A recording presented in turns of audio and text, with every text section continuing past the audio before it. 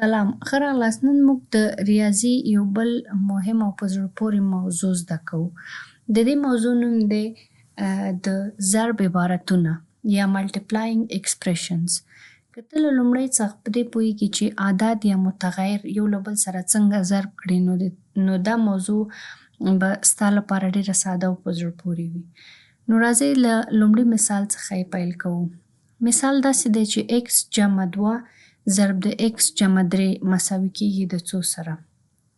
دا شاید په لومړي سر کې لږ عجیبه ښکاره شي خو په حقیقت کې ته له دې طریقې سره بلد یې.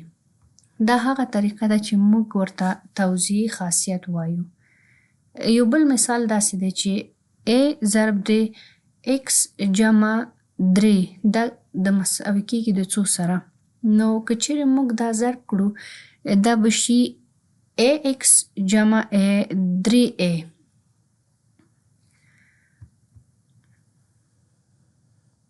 یعنې a چې موږ د قوس څخه د باندې لرلو هغه مو د x او جمع 3 سره ضرب کړو.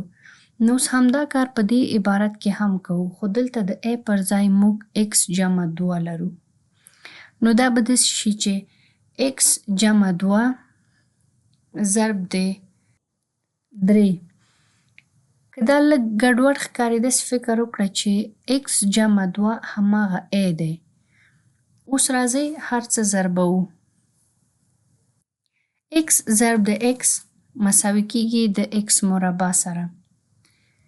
x ضرب د 2 مساوي کېږي د 2x سره. جمع 3 ضرب د x مساوي کېږي د 3x سره. او 3 ضرب د 2 مساوي کېږي د 6 سره. دا موږ جلا جلا وویلې خو اوس راځئ دا یو ځای لیکو. x مربع جمع 2x جمع 3x جمع 6. دا مساوي کېږي د x په توان د 2 او 2x جمع 3x کېږي 5x. نو x په توان د 2 جمع 5x جمع 6. نو دلته مو د توضیح خاصیت څخه کار واخیست او عبارت مو ضرب کړ.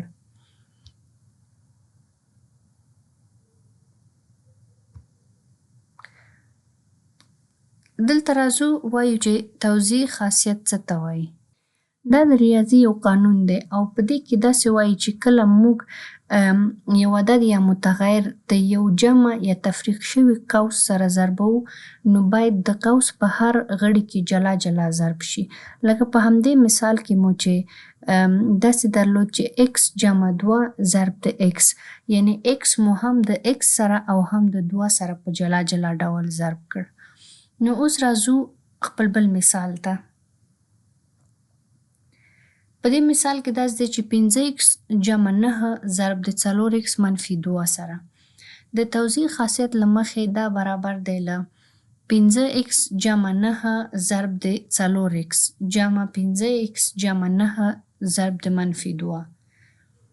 اوس هر یو که جلا جلا ضرب کړو نو 5x ضرب د 4x مساوي کېږي د 20x په توان د 2 سره. بیا 4x ضرب د 9 سره مساوي کېږي د 18x سره. جمع 5x ضرب د منفي 2 دا کېږي منفي 10x او بیا هم منفي 2 ضرب د 9 مساوي کېږي د منفي 18 سره.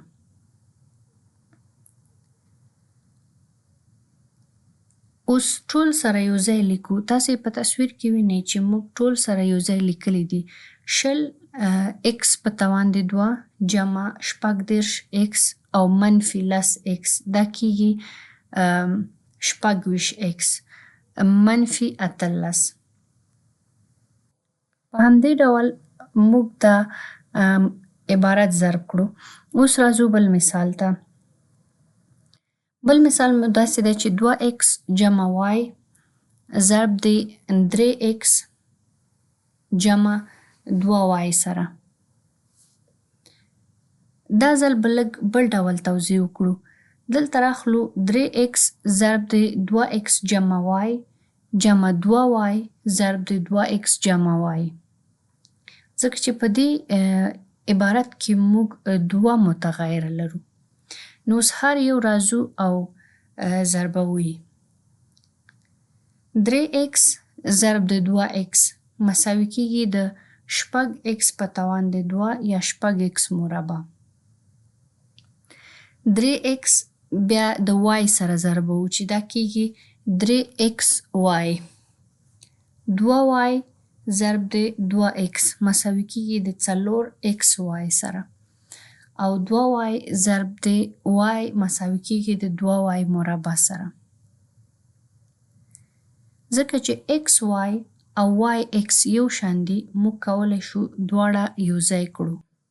نو وروستی عبارت مو داسې دی چې 6x په توان د 2 جمع xy جمع 2y په توان د 2. اوس راځو وروستي مثال ته چې 2x جمع 2 په توان د 2 دی. دا عبارت داسې لیکو چې همدا خپله عبارت په خپل ځان کې 2 ځلې ضربیږي. یعنی 2x جمع 2 ضرب د 2x جمع 2 سره. اوس یې هماغه د توزیع خاصیت په اساس ضربوو چې دا مساوي کیږي د 2x ضرب د 2x جمع 2 سره جمع 2 ضرب د 2x جمع 2 سره. هر یو جلا جلا ضربوو. 2x ضرب د 2x کیږي 4x جمع 4x په توان د 2 جمع 2x ضرب د 2 کیږي 4x جمع 2 ضرب د 2x کیږي 4x جمع 4 سره. 4x په توان د 2 په خپله لیکو او 4x جمع 4x کیږي 8x جمع 4 سره. دا هم پایله شوه.